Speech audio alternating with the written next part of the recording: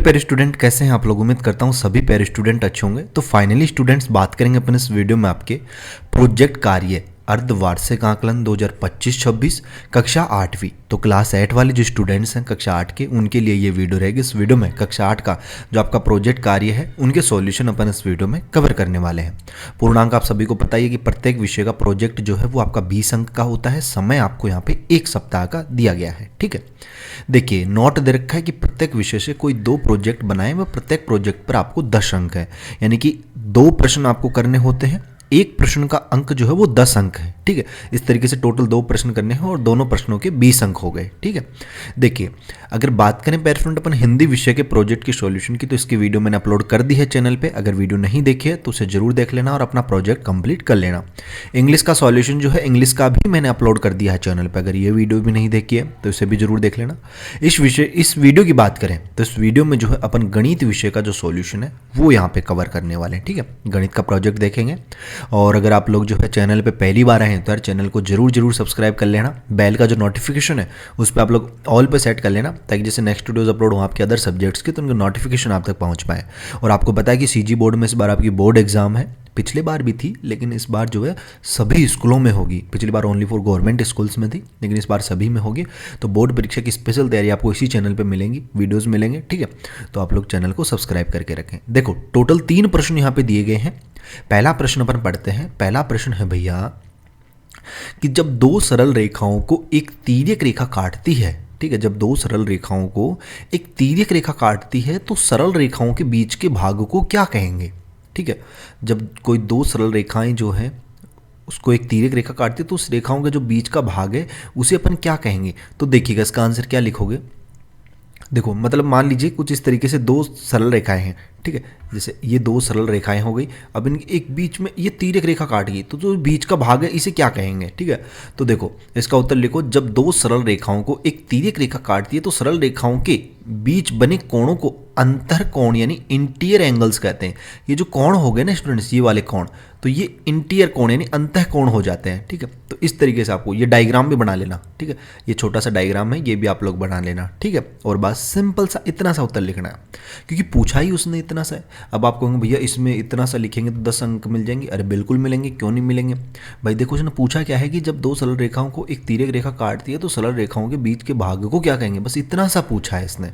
तो अंतः कोण कहेंगे। ठीक है, अंतः लिख लेना यहाँ पे, अंतर नहीं अंतः। ठीक है, ये इस तरीके से अंतः कोण इंटीरियर एंगल्स। तो बस इतना सा पूछा है तो इतना ही तो आंसर होगा। अब इसमें अपन कुछ और थोड़ी लिख देंगे भाई, आंसर इतना है। ठीक है, तो यहाँ पे आपको 10 नंबर इजीली इसमें मिल जाएंगे। ठीक है, ये आपको इसका उत्तर लिख लेना है। अगला प्रश्न देखना स्टूडेंट्स, अपना नेक्स्ट क्वेश्चन है आपका प्रश्न क्रमांक 2 कि एक ही चाप पर बने सभी कोण आपस में बराबर होते हैं के लिए चित्र बनाकर स्पष्ट कीजिए। देखिए करते हैं भैया स्पष्ट चित्र बनाकर। तो देखिएगा कि वृत्त में यदि एक ही चाप पर दो या अधिक कोण बनाए जाएं तो वे सभी कोण आपस में बराबर होते हैं। स्पष्टीकरण कर देते हैं इसका। मान लीजिए एक वृत्त है जिसमें चाप ए बी है। ठीक है, मान लीजिए मतलब ये कोई एक वृत्त है। इस तरीके से इसका चारों तरफ जो है ना वृत्त भी कर देना इस तरीके से। ठीक है, ये मैंने डॉट डायग्राम जो बनाया ना इसके चारों तरफ इसे वर्त कर देना। ठीक है, थोड़ा गोल नहीं बना लेकिन आप लोगों को कर लेना है। फिर मान लीजिए एक वृत्त है जिसमें चाप ए बी है। यदि आगे क्या लिखा है, यदि चाप ए बी पर बिंदु सी और डी लेकर कोण ए सी बी और कोण ए डी बी बनाया जाए। ठीक है, तो डायग्राम आपको लिख लेना, चित्र का विवरण लिखना कि एक वृत्त बनाइए। ठीक है, वृत्त बना दिया, वृत्त पर 2 बिंदु ए बी लीजिए, ले लिए। चाप ए बी पर 2 बिंदु सी और डी लीजिए, ले लिया भैया। ए सी बी सी तथा ए डी बी डी को जोड़िए। इससे 2 कोण बनेंगे, कोण ए सी बी और कोण ए डी बी। निष्कर्ष लिखना जरूरी है कि कोण ए सी बी बराबर है कोण ए डी बी के। फिर आप एरो का निशान लगा के लिख सकते हैं कि अतः एक ही चाप पर बने सभी कोण आपस में बराबर होते हैं। कोण ए सी बी बराबर होता है कोण ए डी बी के। और निष्कर्ष लिख लेना कि एक ही चाप पर बने सभी कोण समान होते हैं। ये आपको इस तरीके से इस प्रश्न का आंसर यहाँ पे लिख लेना है स्टूडेंट्स। ठीक है, तो ये इस प्रश्न का आंसर हो जाएगा। 10 अंक इजीली इसमें मिल जाएंगे। अगला प्रश्न देखना, प्रश्न क्रमांक इसका 3 है कि पुल के मरम्मत कार्य करने वाले 25 मजदूरों की मजदूरी 1250 रुपये है। यानी कोई पुल है उसकी जो मरम्मत का जो कार्य चल रहा है उसमें जो कार्य करने वाले मजदूर हैं, कितने मजदूर हैं भैया? 25 मजदूर हैं। तो 25 मजदूरों की जो मजदूरी है वो 1250 रुपये है। तो 40 मजदूरों की मजदूरी कितनी होगी? ऐसे ही 2 और प्रश्न बनाइए और हल कीजिए।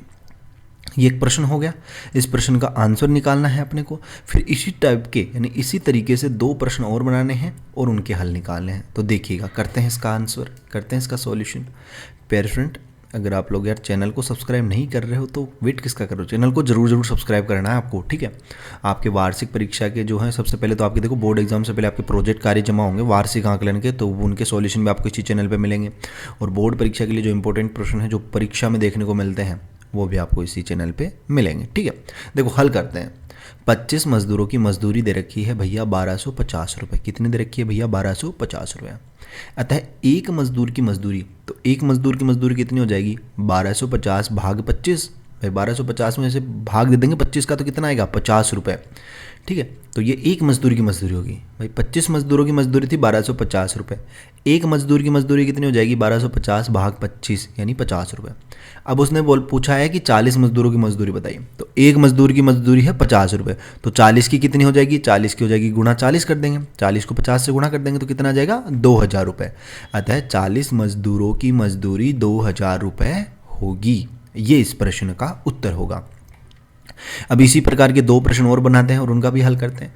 पहला प्रश्न बनाइए, 15 मजदूरों की मजदूरी 900 रुपये है, तो 30 मजदूरों की मजदूरी कितनी होगी? ठीक है, तो देखो यहाँ पे इसने दे रखा है कि 15 मजदूरों की मजदूरी 900 रुपये, ठीक है। तो एक मजदूर की मजदूरी कितनी हो जाएगी? 900 भाग 15 यानी 60 रुपये हो जाएगी। भाई 15 की दे रखी थी, एक की निकालेंगे तो 900 में भाग दे देंगे 15 के तो 60 रुपये आएगा।